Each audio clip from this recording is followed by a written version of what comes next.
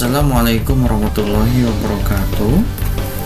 Salam Bapak dan Ibu guru hebat. Perkenalkan, saya Ari Koswara, pendidik di SMA Negeri 1 Mekarjaya. Pada video aksi nyata kali ini, saya ingin berbagi pengalaman dan pemahaman tentang Merdeka Belajar.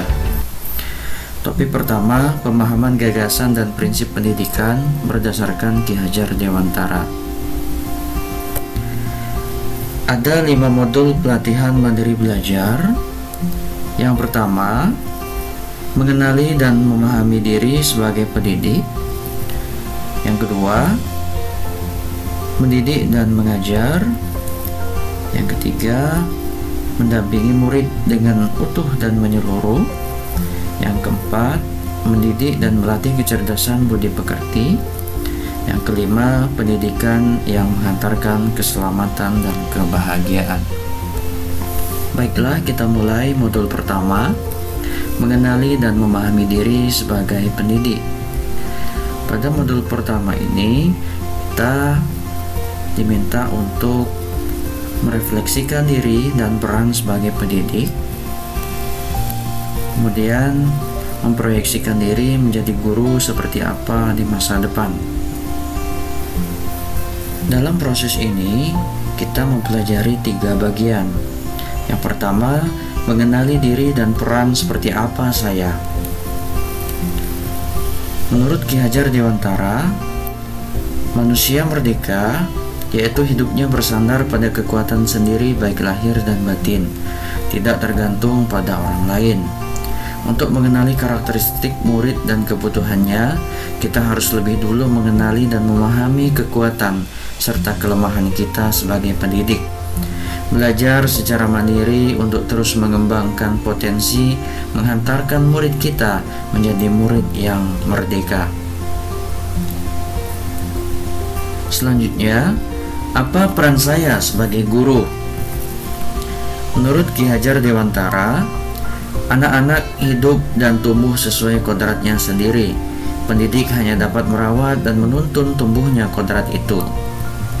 Guru sebagai penuntun, motivator, fasilitator, sekaligus penggerak ke arah transformasi pendidikan yang berpihak pada murid. Peran guru sangatlah penting dalam pembentukan karakter dan pengembangan kompetensi murid sesuai dengan kodratnya. Yang ketiga, ingin menjadi guru seperti apa saya? Kita pasti sudah tahu istilah Ki Hajar Dewantara, Ingarso sung tulodo ing madya bangun karso tut uri handayani, yang bermakna di depan menjadi teladan, di tengah membangun semangat, dari belakang memberikan dorongan. Guru yang maju memiliki peta konsep dan rancang pikir yang jelas tentang gambaran dirinya yang ideal. Ketika kita memahami kekuatan dan kelemahan kita, maka kita tahu apa yang bisa dioptimalkan dari peran kita sebagai guru bagi murid-murid kita. Inilah hakikat guru yang mampu memerdekakan murid. Selanjutnya pada modul 2, yaitu mendidik dan mengajar. Pada modul ini terdiri dari 3 bagian. Yang pertama, mendidik menyeluruh. Yang kedua, pendidikan selama 1 abad. Yang ketiga, menjadi manusia secara utuh. Apa itu mendidik dan apa itu mengajar? Menurut Ki Hajar Dewantara, mendidik yaitu menuntun segala kodrat yang ada pada murid agar mencapai kebahagiaan dan keselamatan sebagai manusia ataupun anggota masyarakat. Sedangkan mengajar yaitu proses pendidikan dalam memberi ilmu untuk kecakapan hidup anak secara lahir dan batin. Pada bagian yang ketiga, mendampingi murid dengan utuh dan menyeluruh, ada 2 aspek yang akan kita pelajari, yaitu kodrat murid dan asas trikon. Mari kita pelajari satu persatu. Pertama, bahwa segala sesuatu yang terjadi pada murid dikaitkan dengan kodrat keadaan, kodrat alam, dan kodrat zaman. Tugas guru memastikan dimensi diri pada murid bisa digali, dikenali, dan dikembangkan.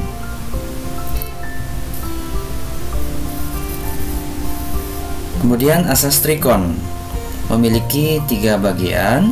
Yang pertama, kontinuitas merupakan pengembangan pendidikan yang dilakukan harus terus-menerus dengan perencanaan yang baik. Bagian yang kedua, konvergen merupakan pengembangan pendidikan yang mengambil berbagai sumber. Yang ketiga, konsentris merupakan pengembangan pendidikan yang dilakukan harus tetap berdasarkan pribadi kita sendiri. Pada bagian yang keempat, mendidik dan melatih kecerdasan dan budi pekerti. Apa itu budi pekerti? Menurut Ki Hajar Dewantara, budi pekerti terdiri dari 2 kata, budi dan pekerti. Budi yaitu ranah batin yang meliputi Trisakti, yaitu cipta, rasa, dan karsa.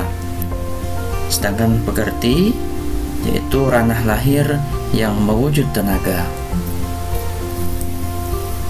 Selanjutnya, konsep konvergensi, yaitu transformasi pendidikan yang mengarahkan murid dapat berinteraksi dengan budaya lain tanpa kehilangan jati diri.